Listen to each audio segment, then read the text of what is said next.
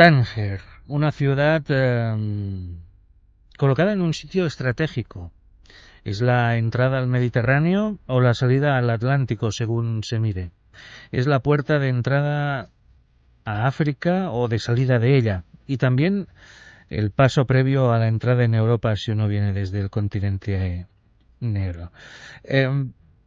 Tánger es una ciudad que ha sido invadida a varias ocasiones, que ha pasado de todo, momentos de esplendor, momentos muy bajos dentro de su historia. Hubo un momento en que perdió casi toda su población y se quedaron solo 5.000 habitantes. Ha pasado la peste. Han nacido en ella personas curiosas, como por ejemplo Ibn Battuta, el considerado gran explorador de la cultura árabe, o también Vivi Anderson, la artista, la actriz, solo por decir dos personas que hayan nacido allí. Una ciudad de contrastes, una ciudad mediterránea, una ciudad también atlántica, una ciudad árabe, también una ciudad con fuerte y marcada presencia europea. Para conocer algo de ella, algo más, la editorial Almuzara acaba de publicar Historia de Tánger, Memoria de la Ciudad Internacional, un libro muy, muy, muy bien documentado, escrito por el señor Leopoldo Ceballos, una persona licenciado en Derecho, técnico comercial y economista del Estado, persona que ha tenido una larga y dilatada experiencia en las embajadas de España en Argel, en Túnez, en Copenhague, en Oslo, Vilnius, en Tel Aviv. Ha sido profesor de ICADE y director del curso superior de comercio exterior de este mismo centro, y al que tenemos al teléfono. Señor Ceballos, muy buenos días. Muy buenos días. Qué buena presentación. Está muy bien, ¿eh? ¿Sí? ¿Le ha gustado? Sí, muy bien. Lo ha resumido usted muy bien en la parte de Tánger perfectamente, sí. Bueno, menos mal. No me la haga repetir, porque es todo improvisado. Muy bien, muy bien, muy bien. Le estaba escuchando con mucha atención. Pero es curioso, ¿no? Porque Tánger es una ciudad de contrastes y además es una ciudad colocada, yo creo que en un sitio que hasta principios del siglo XX o mitad del siglo XX, claro, con la Segunda Guerra Mundial ha cambiado todo el sentido de la estrategia, ¿no? Pero hasta ese momento, históricamente, ocupaba un sitio de una importancia total. Total y absoluta, súper estratégica. Y por eso se la han disputado pues los principales países europeos, entre ellos Francia, Inglaterra, Italia, España, y hasta en algún momento tuvo interés por ella en Estados Unidos. Sí, sí. Es una ciudad totalmente estratégica e importante. Y lo ha definido usted muy bien, es el cruce entre dos mundos, ¿no? Sí, evidentemente. Sí. Tanto le interesaba a Estados Unidos que la primera embajada que tuvo Estados Unidos fue en Tánger. Sí, señor, exactamente. Y además todavía permanece la antigua legación americana. Es el primer monumento nacional norteamericano en el extranjero, que fue regalado por el sultán al presidente de Estados Unidos, creo, no lo recuerdo bien, pero me parece que fue a principios del siglo XIX. Y todavía actualmente es un museo americano. Ya no está allí la delegación, pero es un museo americano, norteamericano. Caray.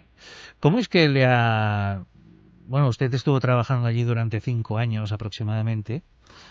¿Cómo es que le ha afectado tanto a la ciudad como para escribir un libro tan extenso sobre ella?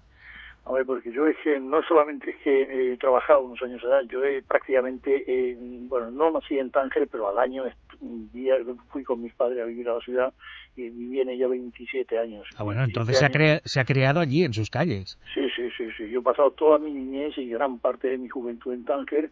He trabajado como abogado 6 o 7 años y además he mantenido una relación constante con los tangerinos después de haber salido de Tánger en el año 1962. Tánger te agarra, no te olvidas en absoluto de esa ciudad. Es una ciudad totalmente excepcional. ¿Sí? En eso estoy de acuerdo, porque yo he estado un par de veces en Tánger y las 2 veces acabé estresadísimo. Pues sí, sí, sí, sí. Es una ciudad Pero que lo ha me dicho usted, estresaba sí. mucho. Lo ha dicho usted antes también, porque eso es una conjunción del mundo occidental y del mundo oriental, ¿no? Sí. Se confunden. Te vas por el Socochico y te encuentras en una casa o en una ciudad totalmente antigua del siglo medieval, y de golpe a porrazo te encuentras con algo completamente supermoderno, ¿no? Sí, sí, sí.